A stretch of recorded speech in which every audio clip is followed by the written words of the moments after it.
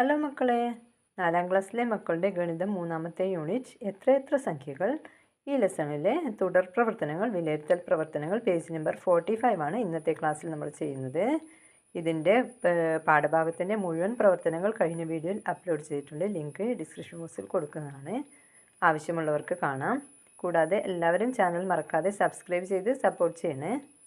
Question number 1, പൂരിപ്പിക്കുക. 9875 9000 800 710 5 1. Next 6307 6000 30 10 7 1.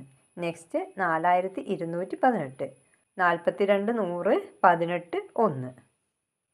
Next നിങ്ങളോട് സംഖ്യ എഴുതാനാണ് പറഞ്ഞിരിക്കുന്നത്. 5000 600 0 10 8 1. എത്രയായിരിക്കും സംഖ്യ? 5608 അല്ലേ? 5608. നെക്സ്റ്റ് 8000 12 10 0 1 8120. നെക്സ്റ്റ് 1600 25 1. 1600 എന്നാൽ 1600 അല്ലേ? 1600 കൂട്ടണം 25 എത്രയാണ്? 1625 ആണല്ലോ. അപ്പോൾ സംഖ്യ ഏതാണ്? 1625. നെക്സ്റ്റ് രണ്ടാമത്തെ ക്വസ്റ്റ്യൻ, 6315 എന്ന സംഖ്യയിൽ 6 എന്ന അക്കത്തിൻ്റെ വില 6000 ആണ്. താഴെ കൊടുത്ത സംഖ്യകളിൽ 3 എന്ന അക്കത്തിൻ്റെ വില എഴുതൂ. അപ്പോൾ 6315 6ൻ്റെ വില എത്രയാണ്? 6000 അല്ലേ? അങ്ങനെയാണെങ്കിൽ താഴെ കൊടുത്തിരിക്കുന്ന സംഖ്യകളിൽ 3ൻ്റെ വില എത്രയാണെന്ന് ചോദ്യം. അപ്പോൾ ഫസ്റ്റ് സംഖ്യ 8573 അല്ലേ? അതിൽ 3 എത്രാം സ്ഥാനത്താണുള്ളത്? 1ൻ്റെ സ്ഥാനത്താണുള്ളത്. അപ്പോൾ 3ൻ്റെ വില 3. നെക്സ്റ്റ് 3578 അല്ലേ? അപ്പോൾ 3 ഏതിൻ്റെ സ്ഥാനത്താണുള്ളത്? 1 10 100 1000 1000ത്തിൻ്റെ സ്ഥാനത്താണല്ലോ 3 ഉള്ളത്. അപ്പോൾ 3ൻ്റെ വില 3000. നെക്സ്റ്റ് 7835 3 10ൻ്റെ സ്ഥാനത്താണുള്ളത് അല്ലേ? അപ്പോൾ 3ൻ്റെ വില 30. 5379 3 100ൻ്റെ സ്ഥാനത്താണുള്ളത്. അപ്പോൾ 3ൻ്റെ വില 300. ഓക്കെ. നെക്സ്റ്റ് ക്വസ്റ്റ്യൻ, ട്രെയിനിൽ തിരുവനന്തപുരത്തു നിന്നും എറണാകുളത്തേക്കുള്ള ടിക്കറ്റ് ചാർജ് ആകെ 3625 രൂപയാണ്. കുട്ടികൾക്കുള്ള ഇളവ് കുറച്ച് 2000 രൂപ മാത്രമാണ് കൊടുത്തത്. ഇളവ് എത്ര രൂപയാണ്? അപ്പോൾ ആകെ രൂപ 3625 ആണ്. ഇളവ് കുറച്ചിട്ട് കൊടുത്തത് 2000 രൂപയാണ്. അപ്പോൾ ഇളവ് എത്ര രൂപയാണ് എന്നാണ് ചോദ്യം അല്ലേ? അപ്പോൾ ഇളവ് എങ്ങനെ കാണാം? ഈ 3625 നിന്ന് എന്ത് ചെയ്യുക? 2000 രൂപ കുറച്ച് നോക്കുക. 3625 കുറക്കണം 2000 എത്രയാണ്? 5 0 കുറച്ചാൽ 5 അല്ലേ? 2 6 1 1625 രൂപ അല്ലേ? 1625 രൂപ. നെക്സ്റ്റ് അടുത്ത ക്വസ്റ്റ്യൻ, ഒഴിഞ്ഞ കളങ്ങളിൽ സംഖ്യകൾ എഴുതൂ. 301 185 829 താഴെയുണ്ട് അല്ലേ? അപ്പോൾ 301 185 കൂടി കൂട്ടിക്കഴിഞ്ഞിട്ട് എത്ര കിട്ടി? 486 കിട്ടി അല്ലേ? അപ്പോൾ അങ്ങനെയാണെങ്കിൽ 185ഉം 829ഉം കൂട്ടിക്കഴിഞ്ഞാൽ എത്രയായിരിക്കും കിട്ടുക? അതാണ് ഈ കോളത്തിൽ എഴുതേണ്ടത് അല്ലേ? 185 കൂട്ടണം 829 എത്രയാണ്? 5 9 14 അല്ലേ? 14ൻ്റെ ബാക്കി 1 ഇവിടെ എഴുതാം. 9 2 11 ബാക്കി 1 9 1 10 1014. ഇനി 486 കൂട്ടണം 1014 എത്രയാണോ കിട്ടുന്നത് അത് ഈ കോളത്തിൽ എഴുതുക. വലിയ സംഖ്യ ആദ്യം എഴുതുക. 1014 കൂട്ടണം 486. 6 4 10 ബാക്കി 1 8 1 9 1 10 അല്ലേ?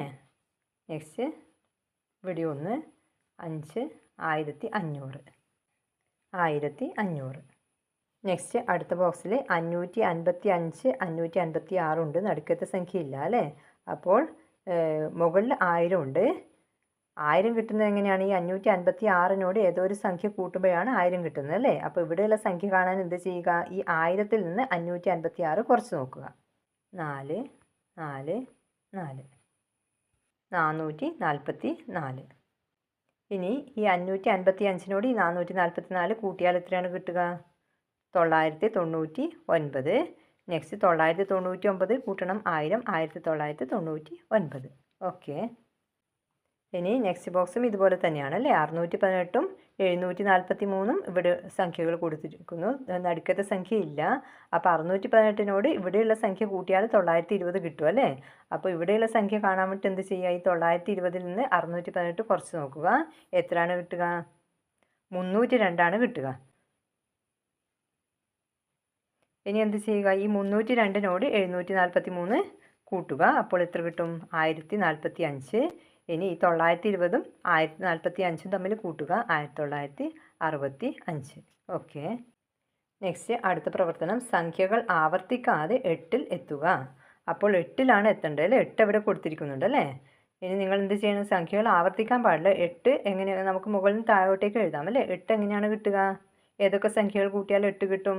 7ഉം 1ഉം കൂട്ടിയാൽ 8ആണ്, 6ഉം 2ഉം കൂട്ടിയാൽ 8ആണ്, 5ഉം 3ഉം കൂട്ടിയാൽ 8ആണ്, 4ഉം 4ഉം കൂട്ടിയാൽ 8ആണ് അല്ലേ? പക്ഷെ 4ഉം 4 നമുക്ക് എഴുതാൻ പറ്റില്ല, സംഖ്യകൾ ആവർത്തിക്കാതെ എഴുതാൻ പറഞ്ഞല്ലോ.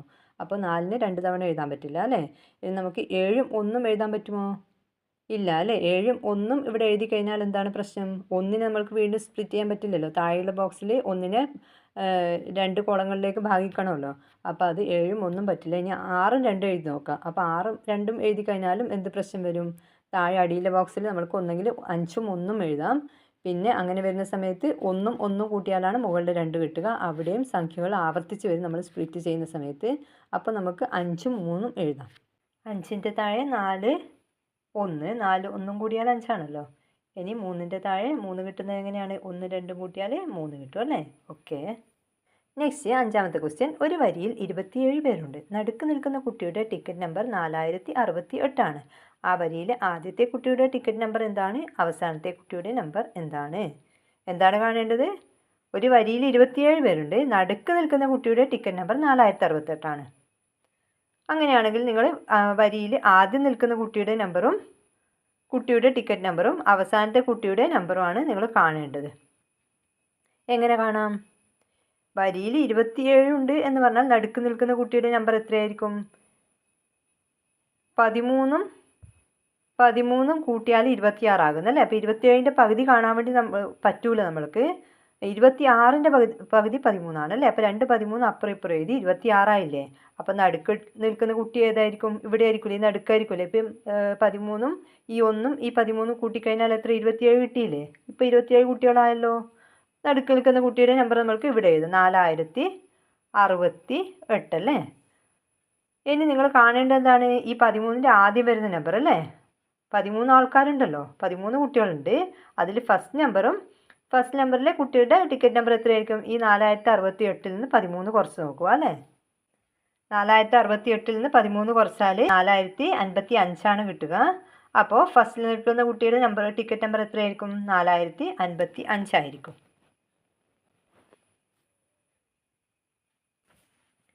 ഇനി ലാസ്റ്റ് നിൽക്കുന്ന കുട്ടിയുടെ ടിക്കറ്റ് നമ്പർ കാണാൻ വരിയിൽ നടുക്ക് 4068 ആണല്ലോ ഉള്ളത്. അത് കഴിഞ്ഞിട്ട് 13 പേരുണ്ട് അല്ലേ? അപ്പോൾ 4068നോട് 13 കൂട്ടുക. എത്ര കിട്ടും? 4081. അപ്പോൾ അവസാനം നിൽക്കുന്ന കുട്ടിയുടെ നമ്പർ എത്രയായിരിക്കും? 4081 ആയിരിക്കും. ഓക്കെ. നെക്സ്റ്റ് അടുത്ത ക്വസ്റ്റ്യൻ. 10 1000 ചേർന്ന സംഖ്യ എത്ര 500 ചേർന്നതിന് തുല്യമാണ്? 10 1000 ചേർന്ന സംഖ്യ എത്രയാണ്? 10000 അല്ലേ? 10000. അപ്പോൾ ഈ സംഖ്യ എത്ര 500 ചേർന്നതിന് തുല്യമാണ്? 10,000ൽ 10 1000 ഉണ്ട്. അങ്ങനെയാണെങ്കിൽ 10,000ൽ എത്ര 500 ഉണ്ടാവും? 2 500 കൂട്ടിയാലാണല്ലോ 1000. അപ്പോൾ എത്ര 500 വരും? ഈ 10ൻ്റെ നേരെ ഇരട്ടി അല്ലേ? 20 500. 10 1000 ചേർന്ന സംഖ്യ എത്ര 500 ചേർന്നതിന് തുല്യമാണ്? 20 500 ചേർന്നതിന് തുല്യമാണ്. ഓക്കെ. Next 7ാമത്തെ question. 50 1 50 10 50 100 ചേർന്ന് വരുന്ന 4 അക്ക സംഖ്യ ചുവടെ തന്നിരിക്കുന്നതിൽ ഏതാണ്? 50 1 അല്ലേ? 50 1 എത്രയാണ്? 50. ഇനി 50 10 എത്രയാണ്? 500 അല്ലേ? 500. ഇനി 50 100 അല്ലേ? 50 100 എത്രയാണ്? 50 100 എത്രയാണ്? 5000 അല്ലേ? 50 100 5000 ആണല്ലോ. അപ്പോൾ ഇതൊക്കെ നമുക്ക് കൂട്ടി നോക്കാം. എത്രയാണ് കിട്ടുക? 5 5 5 5550 അല്ലേ? അപ്പോൾ ഇവിടെ ഓപ്ഷൻ തന്നതിൽ സി ഉണ്ടല്ലേ? 5550. 5550 ആണ് ശരി ഉത്തരം.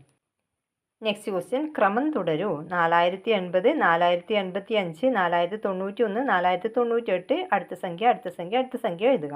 അപ്പോൾ എങ്ങനെയാണ് ഇത് ക്രമം വരുന്നത്? 4080നോട് എത്ര കൂട്ടുമ്പോഴാണ് 4085 ആകുന്നത്? 5 കൂട്ടുമ്പോഴല്ലേ? ഇനി 4085നോട് 6 കൂട്ടുമ്പോഴാണ് 4091 ആകുന്നത്.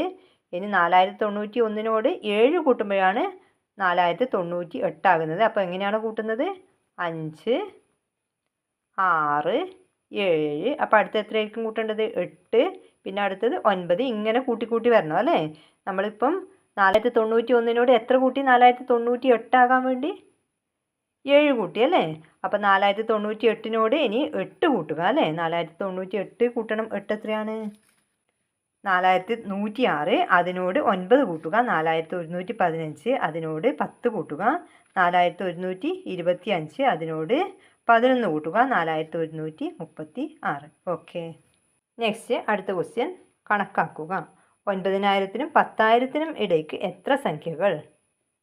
അപ്പോൾ ഇത് കാണാൻ വേണ്ടി താഴെ കുറച്ച് എളുപ്പത്തിന് വേണ്ടി കുറച്ച് കാര്യങ്ങൾ കൊടുത്തിരിക്കുന്നു. 9000-നും 100,000-നും ഇടയ്ക്ക് എത്ര സംഖ്യകളാണുള്ളത്? 9001 മുതൽ 9099 വരെ അല്ലേ? 9000-നും 9100-നും ഇടയ്ക്ക് വരുന്ന സംഖ്യകൾ ഏതാണ്? 9001 മുതൽ 9099 വരെ അല്ലേ? അപ്പോൾ ഈ 1 മുതൽ 99 വരെ എത്ര സംഖ്യകളാണുള്ളത്? 1 മുതൽ 99 വരെ എത്ര സംഖ്യകളാണുള്ളത്? 99 സംഖ്യകളല്ലേ? 9000-നും 9100-നും ഇടയ്ക്ക് അപ്പോൾ എത്ര സംഖ്യകളായിരിക്കും? 99 സംഖ്യകൾ. 99 സംഖ്യകൾ അല്ലേ? നെക്സ്റ്റ് അടുത്ത് എന്താണ് കാണേണ്ടത്? 9000-നും 9500-നും ഇടയ്ക്ക് എത്ര സംഖ്യകളാണ്? അതെങ്ങനെ കാണാം? 9000-നും 9500-നും ഇടയ്ക്ക് എന്ന് പറയുമ്പോൾ 9001 മുതൽ എത്ര വരെയാണ്? 9500-ൻ്റെ തൊട്ട് മുമ്പുള്ള സംഖ്യ ഏതാണ്? 9499 അല്ലേ? അപ്പോൾ എത്രയായിരിക്കും സംഖ്യകൾ ഉണ്ടാവുക? 1 മുതൽ 499 വരെ എത്ര സംഖ്യകളാണ്? 499 സംഖ്യകൾ.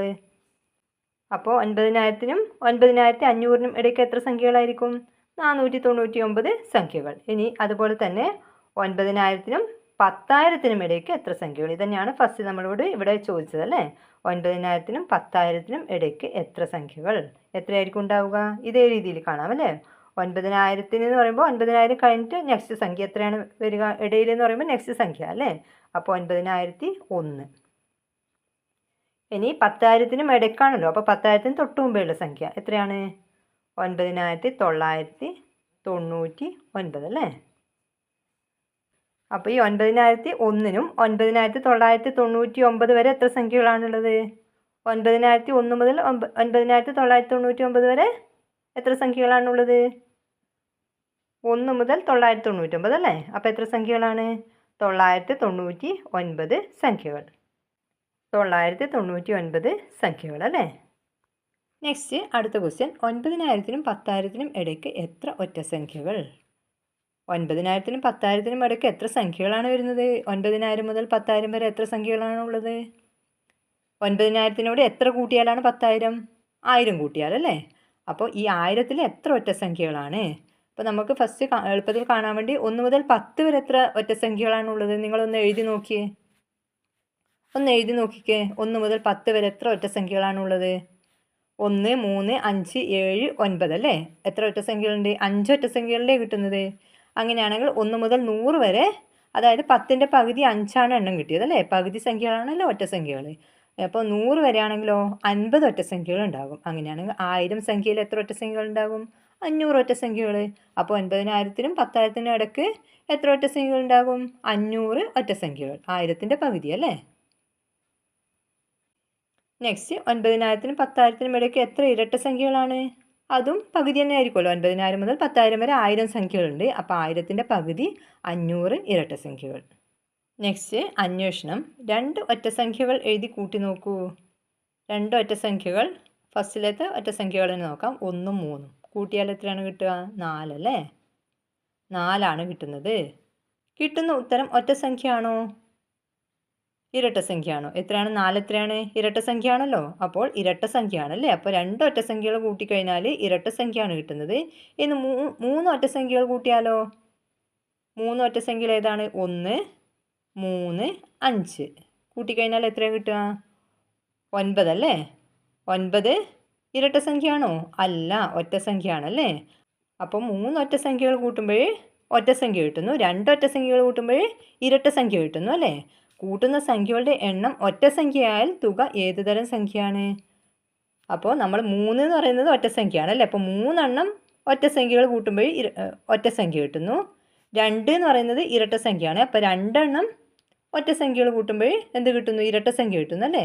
അപ്പം കൂട്ടുന്ന സംഖ്യകളുടെ എണ്ണം ഒറ്റ സംഖ്യ ആയിക്കഴിഞ്ഞാൽ ഉത്തരവും ഒറ്റ സംഖ്യ ആയിരിക്കും. ഇനി കൂട്ടുന്ന സംഖ്യകളുടെ എണ്ണം ഇരട്ട സംഖ്യ ആയാൽ കിട്ടുന്ന ഉത്തരവും ഇരട്ട സംഖ്യ ആയിരിക്കും അല്ലേ? ഇനി നിങ്ങൾക്ക് 3 അല്ല 5, 6 ഇങ്ങനെ വെച്ച് ചെയ്ത് നോക്കുക. അപ്പോൾ എങ്ങനെയാണ് കിട്ടുന്നതെന്ന് നോക്കുക. ഇതുപോലെ ഇരട്ട സംഖ്യകൾ കൂട്ടി നോക്കൂ. ഇനി നിങ്ങൾ ഇരട്ട സംഖ്യകൾ കൂട്ടി നോക്കൂ. ഏത് 2 ഇരട്ട സംഖ്യകൾ കൂട്ടിക്കഴിഞ്ഞാലും ഉത്തരം ഇരട്ട സംഖ്യ മാത്രമേ കിട്ടൂ. 2ഉം 4ഉം കൂട്ടിയാൽ എത്രയാണ്? 6 അല്ലേ? ഇനി 4ഉം 4ഉം കൂട്ടിയാൽ എത്രയാണ്? 8. ഇരട്ട സംഖ്യകൾ തമ്മിൽ കൂട്ടിക്കഴിഞ്ഞാൽ ഈ പ്രശ്നം വരില്ല. എങ്ങനെയാണ്? ഇരട്ട സംഖ്യ മാത്രമേ കിട്ടൂ. ഒറ്റ സംഖ്യകൾ കൂട്ടുമ്പോഴാണ് എന്ത് പ്രശ്നം വരുന്നത്? കൂട്ടുന്ന സംഖ്യകളുടെ എണ്ണം ഒറ്റ സംഖ്യ ആയാലും ഉത്തരം ഒറ്റ സംഖ്യ ആയിരിക്കും. കൂട്ടുന്ന സംഖ്യകളുടെ എണ്ണം ഇരട്ട സംഖ്യ ആയാൽ ഉത്തരം ഇരട്ട സംഖ്യ ആയിരിക്കും. ഓക്കെ, നെക്സ്റ്റ് ക്ലാസ്സുമായി പുതിയ വീഡിയോയിൽ കാണാം. എല്ലാവരും മറക്കാതെ ചാനൽ സബ്സ്ക്രൈബ് ചെയ്യണേ. Thank you for watching.